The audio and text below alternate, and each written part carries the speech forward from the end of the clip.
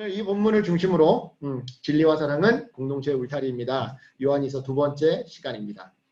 네, 여러분 오늘 본문 7절은요. 미혹하는 자들이 이미 세상에 많이 나타났다고 증언합니다. 그렇다면 여기서 이 미혹하는 자들이란 어떤 사람을 가리키는 걸까요? 네, 이들은요. 요한 요한 1서에서도 그랬고 또 요한 복음의 배경이기도 한데 사도 요한 당시에 그러니까 요한복음도 사실 이런 문제들이 있었어요. 요한 1서도 그렇고 사도 요한 당시에 로마와 더불어서 교회의 커다란 위협이었던 이제 로마는 외부의 위협이었다고 한다면 이들은 내부의 위협이었던 바로 영지주의자들을 의미합니다. 그러니까 영지주의적 크리스찬. 오늘 담임 목사님 설교 때 그런 얘기 했잖아요. 막 어떤 사람들은 구약의 하나님은 무서운 하나님, 율법의 하나님, 막 뭐 그런 하나님이고, 뭐 신약의 하나님은 뭐 선한 하나님, 좋은 하나님, 은혜의 하나님, 막 이렇게 이게 영지주의자들이에요. 이분법, 구약과 신약을 막 이분법으로 나누고 구약의 하나님은 막 안 좋게, 신약의 하나님은 너무나도 좋게, 예수님은 너무 좋게. 이게 여전히 한국 교회에 남아있는 영지주의자들이에요. 그러니까 벌써 교회 다니죠, 예수 믿죠. 근데 이들이 이 약간 살짝 다른 듯한 이러한 어떤 해석이나 교리 때문에 문제를 일으켜요. 그러니까 로마는 외부의 적이었다고 한다면 이 영지주의자들은 내부의 위험이었던 것이죠. 예. 이 사람들은요, 앞서도 말씀드렸지만 이원론을 주장했습니다.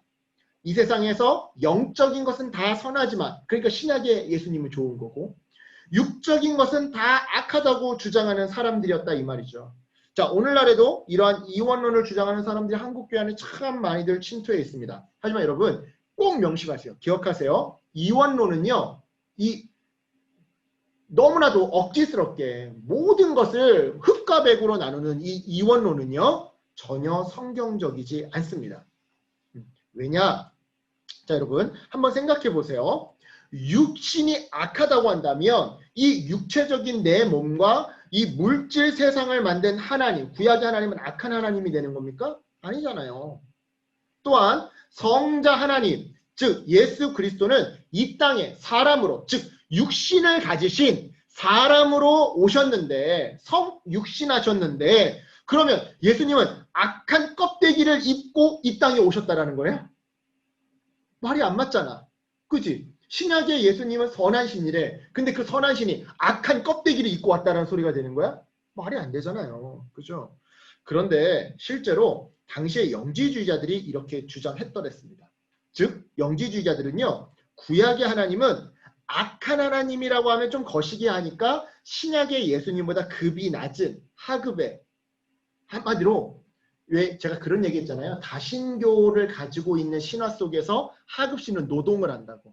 그래서 제가 일부러 농사하는 이 사진을 넣었는데, 사진을 넣은 건데, 한마디로 하급신이라고 그렇게 주장했고요. 또한 예수님의 성육신을 부정하면서 예수님은 육체로 오시지 않았다. 영혼으로 오셨다. 다만 신비한 초능력으로 마치 육체를 가지고 있는 것처럼 이렇게 뿅 하고 사람들 눈에 초능력을 부리셨던 것이다. 이렇게 주장했더랬죠. 이게 독해티즘, 독티즘 이러는데 이게 가현설이라는 거예요. 한마디로 지금 예수님 자리가 뻥 비어있죠. 한마디로 예수님이 영이라는 거예요. 영이 매달린 건데 뭔가 신비한 마술을 펼쳐서 그 당시에 사람들은 진짜로 실제 피를 흘리고 실제 살점이 뜯겨나간 것처럼 보게 되었다라고 막 너무 지나친 이런 억지 주장을 했다 이 말이죠. 따라서 여러분 다시 말씀드립니다. 이원론은요 절대 성경의 가르침이 아니에요. 성경은요, 잘 들으세요, 이원론을 가르치지 않습니다. 일원론을 가르쳐요. 일원론. 즉 영과 육은 뗄 수 없는 한 덩어리라고 가르치더라는 것이죠. 이것이 바로 성경적 세계관입니다. 이것이 성경적 세계관이에요. 근데 나는 왜 자꾸 시중이 사진을 이렇게 해놨지? 이게 바로 성경적 세계관이에요. 성경적 세계관. 이런 맥락에서 여러분 당시에 이 영지주의 이단들은요 분리할 수 없는 영과 육을 억지로 분리한 거예요. 그리고는 영혼은 선하고 육체는 악하다고 주장했죠. 그러니 이들은 아까 말씀드렸던 것처럼 예수님의 성육신을 부정했던 겁니다. 이상한 가연설, 일단 말도 안 되는 이런 학설을 주장했던 거죠. 그런데 여러분 이 부분에서 한번 생각해 봅시다. 자, 생각해 봅시다. 예수님의 성육신, 즉 이 땅에 사람으로 오셔서 빈민촌에서 자라시고 그들과 함께 가난을 경험하시며 배고파하시고 또 노동하시고 일하시고 또 아파하시고 또 병자를 고쳐주시고 또한 음식을 나눠주시고 또한 안아주시고 품어주셨던 하층민들, 뭐 세리들, 그런 뭐 음란한 여인들, 그런 사람들을 품어주셨던 바로 이 예수님의 성육신이 없다면 기독교는 어떻게 되는 거예요? 바로 반쪽짜리밖에 안 되는 거예요. 반쪽짜리밖에 안 되는 거예요. 즉 죽어서 천국 가는 게 전부인 영혼 구원밖에 없는 반쪽짜리 기독교가 된다 이 말이에요. 이게 굉장히 중요해요, 여러분. 천국을 죽어서 가는 나라로만 생각하지 마세요. 천국은 이 땅에서부터 우리가 누리는 거예요. 이 땅에서부터 하나님의 임재를 체험하며, 좀 쉽게 설명해 볼까요? 쉽게 시장언어로 내가 화가 났어. 화가 날 때 주님을 마음속으로 간절히 찾는 거야. 주님, 제가 너무 억울하고 좀 화가 납니다. 내 이 마음을 만져주세요. 라고 할 때 만져주시는 그 성령 하나님의 임재, 그 터치, 성령 하나님의 말씀, 이런 것들로 오늘 하루도 내가 분을 하루를 넘기도록 품지 아니하고 어떻게든 용서하기 위해 애쓰고 몸부림치고 정직하기 위해 애쓰는 그 삶의 여정이 천국인 거지, 꼭 죽어서 가는 것만 천국인 게 아니다 이 말이에요. 여러분, 기독교는요 영혼과 육체 종교입니다. 육체 종교예요. 몸의 종교예요. 네. 즉 영혼 구원만 있는 종교가 아니라 그 전에 예수님의 성육신, 육체로 살아가신 그 공생애가 전제되어 있는 종교이다 이 말이에요. 따라서 이 땅에서 어떻게 살아가든 나 예수 믿고 죽어 천국 가면 그만인 종교가 아니라 이 몸이 죽어서 내 본향 땅 천국에 가기 전까지 예수님처럼 연약한 자들과 함께 배고파하고 함께 일하시며 함께 수고하고 함께 품어주는 것이 바로 온전한 기독교, 이게 균형 잡힌 기독교이다 이 말이에요.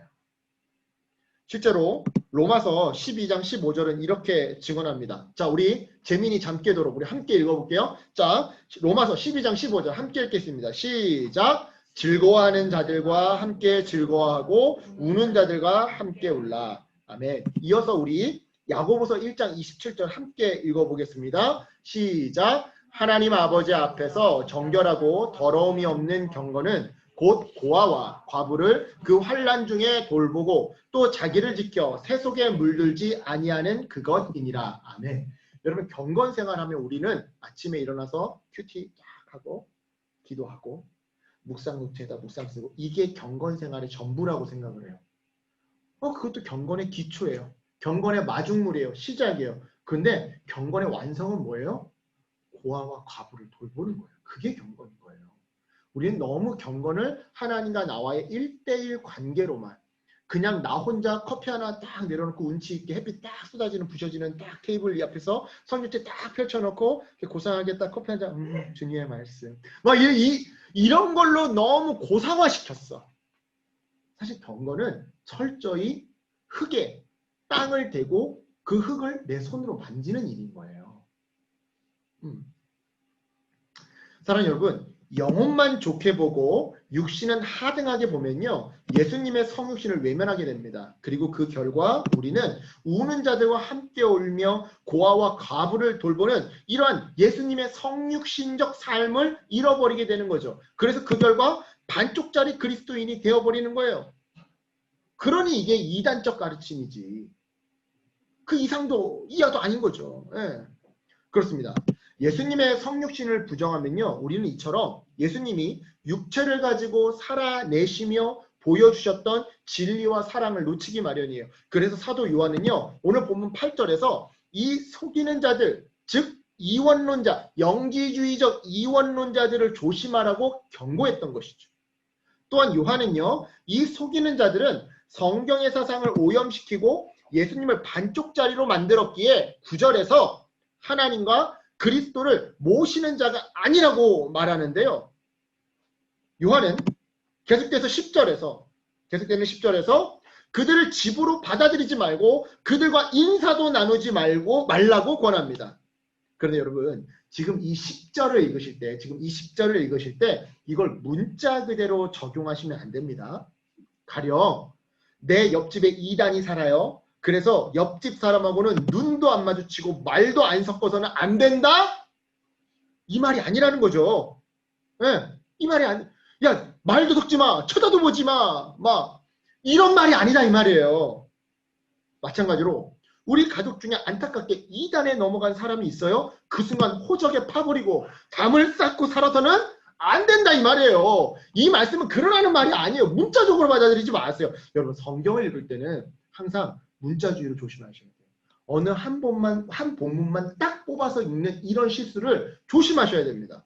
이런 맥락에서 마침 타이밍이 됐어. 마침 재민이가 눈을 한번 감았거든. 자, 고린도전서 5장 9절로 10절을 우리 함께 읽겠습니다. 고린도전서 5장 9절부터 10절 함께 읽을게요. 시작. 내가 너희에게 쓴 편지에 음행하는 자들을 사귀지 말라 하였거니와, 이 말은 이 세상에 음행하는 자들이나 탐하는 자들이나 속여 빼앗는 자들이나 우상 숭배하는 자들을 도무지 사귀지 말라 하는 것이 아니니, 만일 그러하려면 너희가 세상 밖으로 나가야 할 것이니라. 우주 바깥에서 살아라 이 말이야.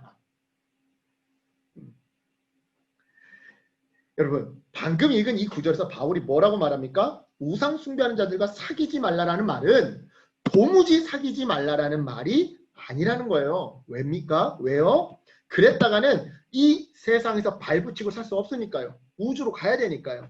따라서 이 원리를 오늘 보면 우리가 아까 읽었던 요한 2서 10절에 적용하면 어떻게 되는 거예요? 이단들을 집에 받아들이지 말고 인사도 하지 말라고 했던 말은요, 도무지 집에 받아들이지 말고 아예 눈도 마주치지도 말고 인사도 하지 말라라는 말이 아닌 겁니다. 왜요? 그랬다가는 우리 다 무인도에 가서 혼자 살아야 하니까요. 이 영화 뭔지 아세요? 역시 재민이의 영화 안목을 신뢰합니다. 여러분, 캐스터웨이 안 보셨어요? 오늘 보셨어요? 네, 안 보셨어요? 그치. 저 여기 안 나왔는데 안 해. 이걸 안 해. 오늘 집에 가서 꼭 보세요. 케이블 TV로 꼭 다운받아서 보세요. 이 명작이에요. 최고의 영화죠. 캐스터웨이.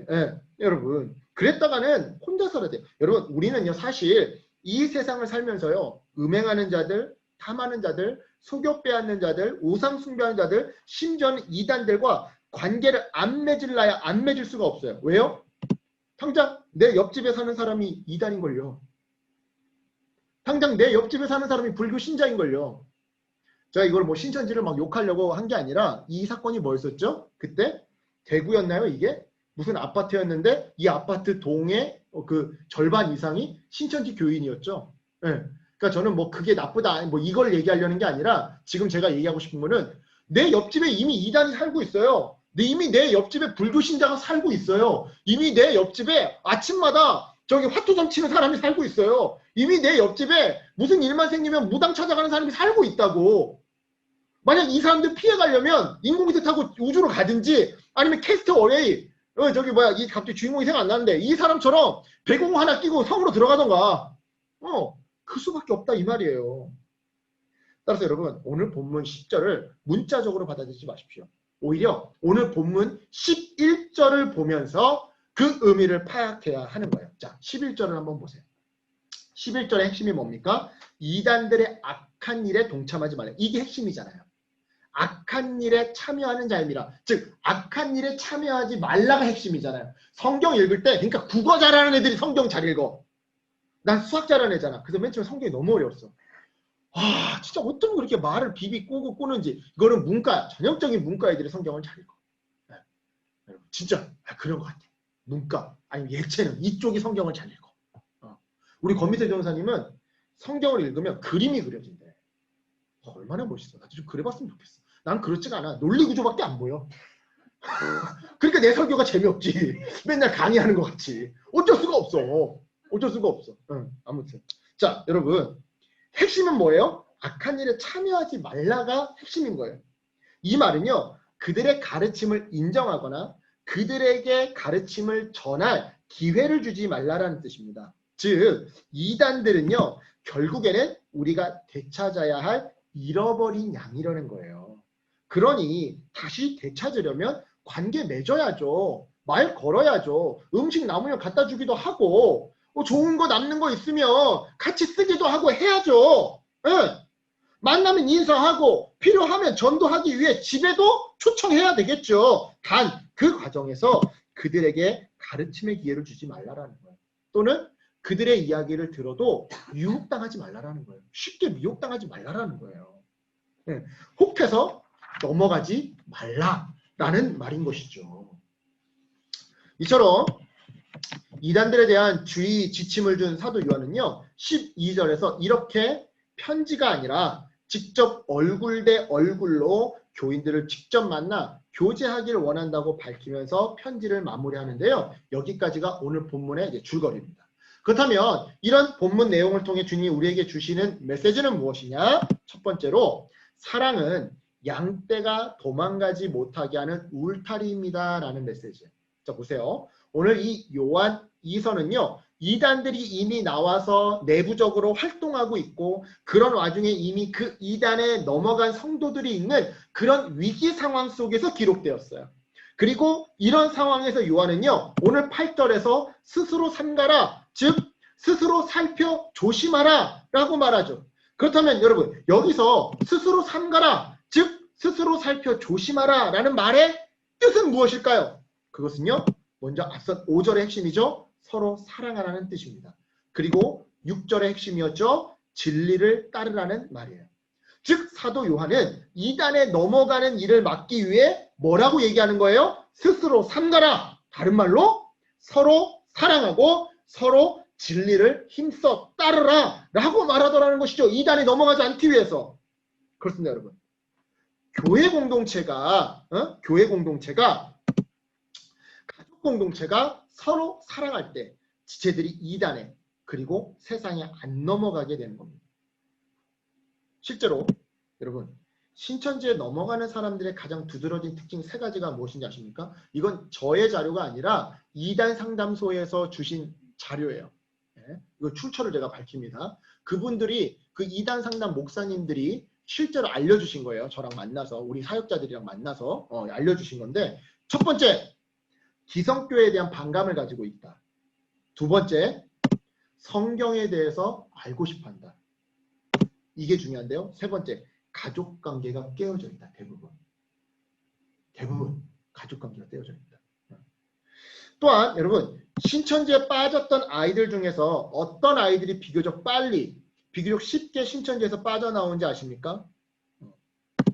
가족관계가 좋은 아이들이에요.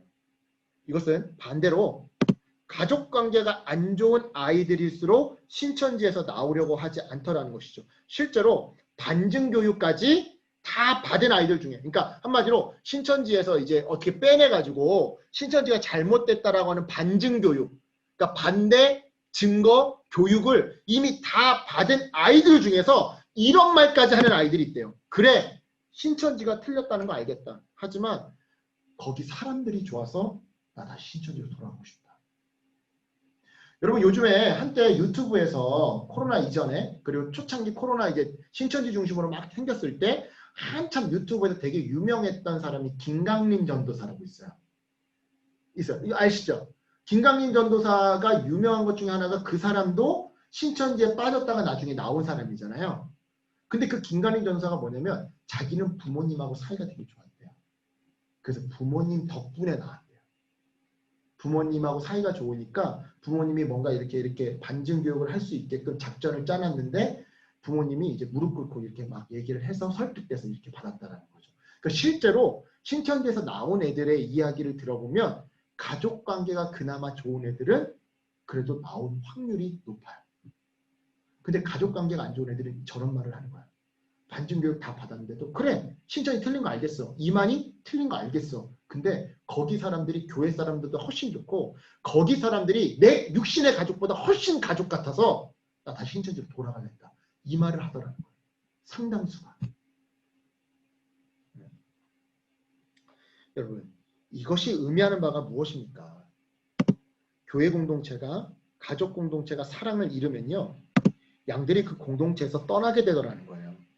그리고 그렇게 몸과 마음이 떠난 양들은 금세 이단에 또한 세상 잘못된 가치관, 세상 가치관이 다 잘못된 건 아닙니다. 세상의 일부 잘못된 가치관에 먹잇감이 되어 버리더라는 것이죠.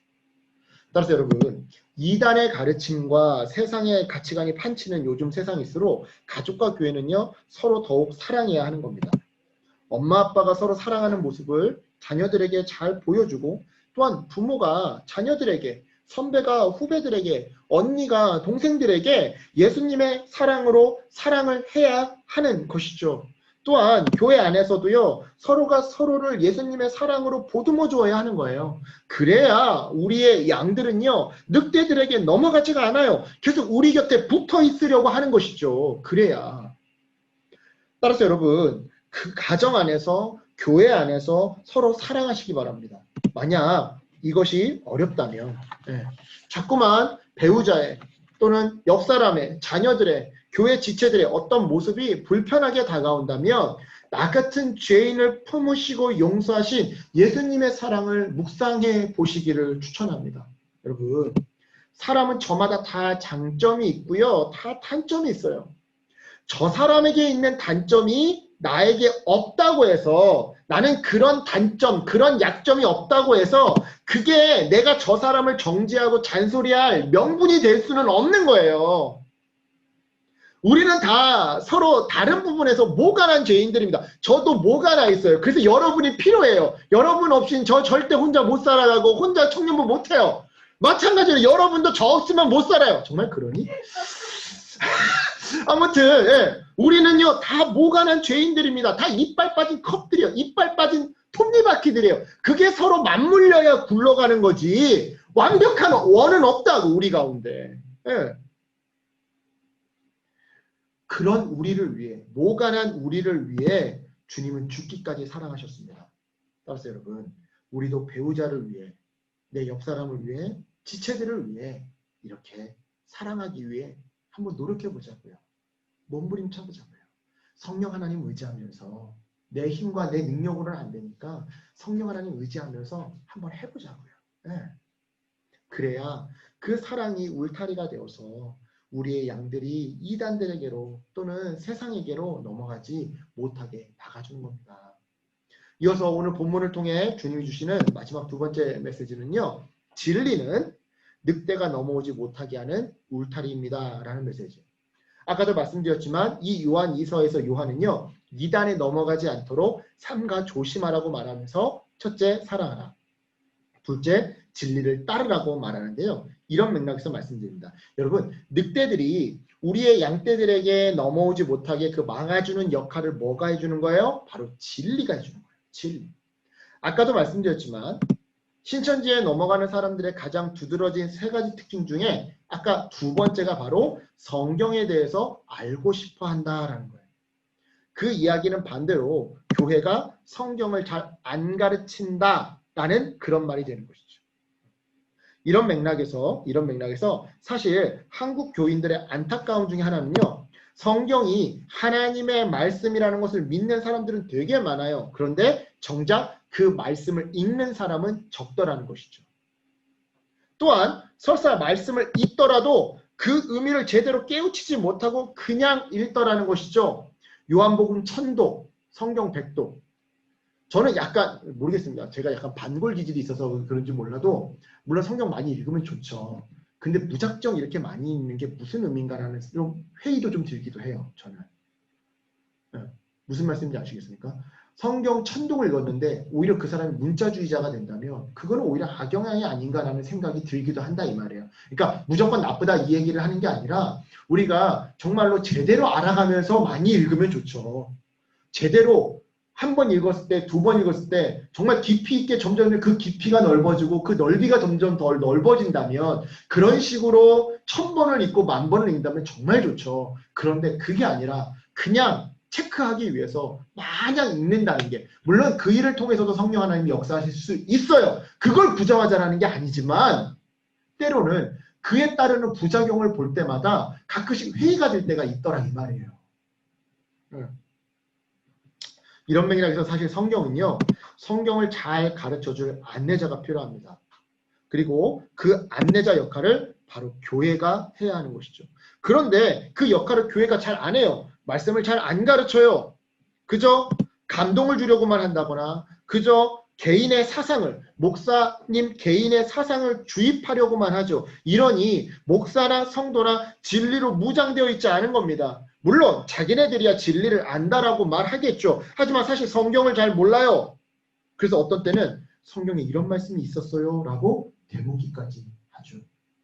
이제 우리 토요일날 성경 공부를 합니다. 어제 우리 혜림자매랑 했었는데 때로는 어려워요. 그런 성경 공부들이. 물론 한 절 한 절 푸는 성경 공부도 있겠지만 때로는 좀 신학적으로 어려운 성경 공부도 있는데 그런 성경 공부들이 재미가 없고 어렵기도 해요. 그런데 나는 스스로 있는 자니라. 에셰르 갑자기 까먹었다 또. 난 왜 이러지? 이게 건망증이 심하지? I am who I am. 이 도대체 신학적인 의미가 뭘까? 이것을 왜 말씀해 주신 걸까? 이런 의미를 모르고 우리는 하나님은 스스로 있는 자래. 나는 나래. 그냥 넘어가는 경우들이 너무 많다는 것이죠. 그래놓고서는 나중에 이런 구절이 있습니다라고 하면 그런 구절이 있었어요? 이렇게 되묻더라는 것이죠. 그런데 여러분 이 부분에 한번 잘 생각해 보시기 바랍니다. 성도가 진리로 잘 무장해 있어야 이단에 넘어간 사람들을 만나 다시 전도하려고 할 때 그들의 논리에 내가 유혹당하지 않지. 만약 우리 안에 진리가 없으면요. 그 사람들 전도하려다가 오히려 내가 전도당한다니까요. 진짜로 제가 예전에 MDB 딱 합격 발표가 나자마자 어떤 사람이 저한테 접근을 했어요. 근데 느낌이 신천지 같아. 그래서 그 집에 다른 가족에게 전화를 해서 야 혹시 그 집에 주보 같은 게 있으면 찾아봐라. 주보를 딱 찾았어요. 그 교회 이름이 뭐니? 그랬더니 어느 교회래요. 그걸 인터넷 쳤더니 신천지로 딱 나오는 거예요. 그래서 이제 알고 만났죠. 그분을 신천지로 알고 만나고 신천지는 보통 두세 사람이 같이 나온대요. 그 스승이 아닌 척 같이 따라 나온다 하더라고요. 그래서 그렇게 못하게 하고 그대만 오세요. 그대 한 분만 오세요. 나는 한 명만 나가겠습니다. 이렇게 미리 전화를 하고 만났어요. 만나서 5시간인가를 진짜 카페에서 성경 가지고 싸웠어요. 싸웠는데 내가 내린 결론은 뭐냐면 정말 그럴듯하다. 내가 그나마 MDB 준비한다고 내 그 은사 목사님한테 성경을 1대1로 사사받았으니 망정이지 그게 없었으면 나 넘어갔겠다. 여러분 그냥 어디에 무슨 말씀이 있냐 없냐 이거 가지고 그들이 유혹하지 않습니다. 해석 가지고 유혹하는 거예요. 이건 이렇게 해석해야 된다 이러면서 그럴싸하게. 그러니까 우리가 무장되어 있어야 됩니다. 안 그러면 오히려 내가 전도당한다니까요. 따라서 여러분 목사는요 끊임없이 성경을 연구해야 하는 겁니다. 그리고 교회는요 이 연구한 말씀을 끊임없이 가르쳐야 하고요. 여러분이 졸려도 지루해도 끊임없이 가르쳐야 해요. 어쩔 수 없어요. 이걸 얼마나 재밌게 가르치냐는 제 숙제예요. 제 숙제지. 여러분의 잘못은 아니에요. 조는 게 여러분의 잘못은 아니다 이 말이야. 재미없게 가르치는 내 잘못이지. 왜냐면 이건 사명이거든. 내가 가르쳐야 돼. 그럼 내가 방법을 연구해야 될 거 아니야. 그러니까 여하튼 끊임없이 가르쳐야 하는 거고요. 성도는요. 그 말씀을 끊임없이 배워야 하는 겁니다. 한마디로 교회는 목사부터 성도까지 모두 다 매일매일 새롭게 말씀, 바로 이 진리로 무장되어야 한다 이 말이에요. 그래야 이단들이 한 길로 들어왔다가도 10길로 도망나가는 역사가 나타나는 것이지 늘 진리로 스스로를 갈고 닦지 않으면요. 어디까지는 포용하고 어디까지는 거절해야 할지 분별을 못하게 된다니까요. 즉 이 진리의 안경에 습기가 차서 누가 진짜이고 누가 가짜인지 분별하지 못하게 된다 이 말이에요. 지금 습기 찬 아주머니 나왔잖아요. 안 보여요. 늘 진리로 맑게 닦아줘야 된다 이 말이에요. 따라서 여러분 성경을 읽고 공부하시기 바랍니다. 저 목사님 전 죽어도 성경 공부하고 싶은데 아침 큐티라도 좀 하자 얘들아. 올려주는 그거라도 꼬박꼬박 읽읍시다 좀. 여러분 목사님들에게 바라기는 성경을 가르쳐달라고 좀 조르셨으면 좋겠어요. 그래서 진리로 무장되어 있길 바랍니다. 좀 여담이지만 사실 우리나라는 너무 예배 중심이에요. 예배가 좀 많아요. 그러다 보니까 성경 공부를 위해서는 시간을 또 내야 되는 좀 어려움이 있죠. 그래서 미국 남침례교 같은 경우에는 수요 예배가 없습니다. 대신 수요 예배 날 성가대 연습을 하고 그날 성경 공부를 해요.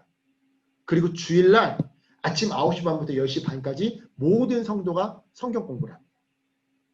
그러니까 미국 남침대교는 1부 예배, 2부 예배 없고 그냥 2부 예배만 있어요. 물론 그거를 그대로 우리나라에 적용하기는 어렵겠지만 오늘날 어떤 의미에서 한국교회가 너무 예배가 많다 보니까 정작 성경을 가르칠 시간이 좀 부족한 건 아닌가. 우리가 예배 중에 하나 정도는 양보해서 차라리 그 시간에 성경을 배울 수 있게끔 하는 것이 오히려 좋지 않을까라는 생각도 한번 해봐요. 아무튼 여러분 진리로 무장되어 있으셔야 합니다. 그래서 양의 탈을 쓴 늑대들이 공동체에 들어왔을 때 귀신같이 눈치채고 그들의 가르침을 물리치시기 바랍니다. 그래야 이단의 가르침과 세상 가치관이 판치는 이 세상에서 공동체를 지킬 수 있어요. 자, 말씀을 정리하겠습니다. 오늘 본문을 통해 우리 주님은요. 첫째, 사랑은 양떼가 도망가지 못하게 하는 울타리다. 둘째, 진리는 늑대가 넘어오지 못하게 하는 울타리이다 라고 말씀하셔요. 한마디로 정리해서 진리와 사랑은 공동체의 울타리라고 말씀하시더라는 것이죠. 여러분, 우리는 현재 어지럽고 혼란스러운 시대 속에 살고 있습니다. 우리의 지체들은 이단 사상에 노출되어 있고요. 신사도 운동이라고 하는 너무 지나치고 극단적인 성령운동과 무교회주의, 즉 코로나 바이러스의 여파로 코로나가 다 종식되어도 계속해서 교회를 안 나오고 집에서만 영상으로만 예배를 드리려고 하는 무교회주의라고 하는 비진리에도 노출되어 있어요. 이런 시대에 우리에게 필요한 것은요. 그 무엇보다 서로 사랑하는 것이고요. 진리에 더욱 뿌리 내리는 일입니다. 여러분, 가족끼리 더 사랑하시기 바랍니다. 그리고 성도들끼리, 지체들끼리 더 사랑하시길 바라요. 그래서 여러분의 가족이 가족의 품을 떠나고 싶지 않게 만드세요. 마찬가지로 여러분의 지체들이 여러분의 교회를, 우리의 교회를 떠나고 싶지 않게 만드셨으면 좋겠어요. 하지만 동시에 그렇다고 너무 무분별하게 다 관용하지는 마시길 바랍니다. 진리로 무장되어서 어디까지는 끌어안고 어디까지는 선을 그을지 분별하셨으면 좋겠어요. 누가 진짜이고 누가 가짜인지를 분별하시길 바랍니다. 무엇보다 이 일을 위해 말씀을 공부하셨으면 좋겠어요. 네.